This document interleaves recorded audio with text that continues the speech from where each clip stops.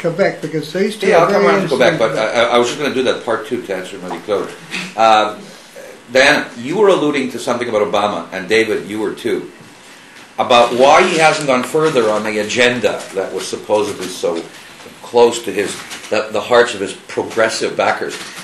Everybody's got to read the cover story in New York Magazine this week. It is an article on a par with Teddy White's Making of the President in 1960. It's one of these generational overview articles of what's really at the heart of power. And it discusses, the cover is a cutout face of Obama and a cutout face of Lloyd Blankfein. And it discusses the relationship between Obama and the liberal democratic Wall Streeters, including Jamie Dimon, president of J.P. Morgan Chase, and how they're all liberal Democrats. They're all like children of German Jews from the 1840s. They all have this Jewish liberal guilt thing.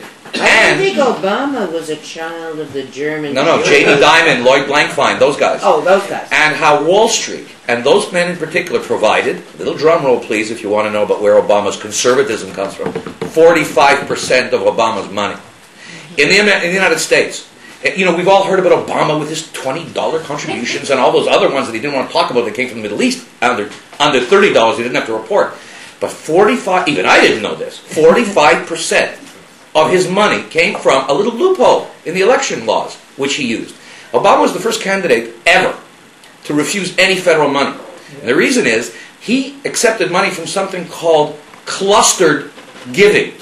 American election law, unlike Canada's, which has stifled our creativity, and you need money to fuel creativity, allows a corporation like Goldman Sachs, never mind $3,000 to Rover Schwartz the dog, they are allowed to do clustered giving, it's called, the legal term, from the whole corporation. Now, can you imagine, as Hans said, the company that came up with the Greek crisis actually centralizing Obama's financing? And the fascinating stuff about this article is how this is now a lover's quarrel. Obama told Dimon and Blankfein and all the other bankers at a dinner at the White House 2 months ago, I am the only thing that stands between you and the pitchforks. Remarkable stuff. And how the Wall Street bankers think that he's become ungrateful with the financial regulation. It's almost like the whole article is crafted like a lover's quarrel on both sides. But it's fundamental to understanding this administration and where it's going to go and where it's not going to go and how much has been bullshit. Now, on Quebec, I just love it when any Canadian, and certainly Quebecers, when they talk about our natural resources, and then they say, we're 24% of their energy. Here's why they don't care. We're not going to fight. We have nobody else to sell it to. I agree with what you're saying. But and we have crazy status policies. We are as reliable as a partner on if we're not as no one else. Yeah, but Medico, you do remember that in 1976. I wasn't there. I know.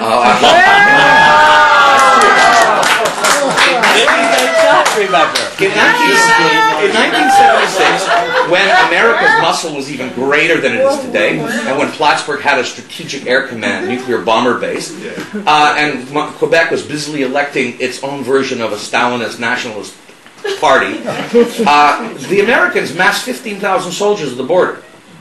That's muscle. If we can't run it, they'll come in and take it. Guarantee you.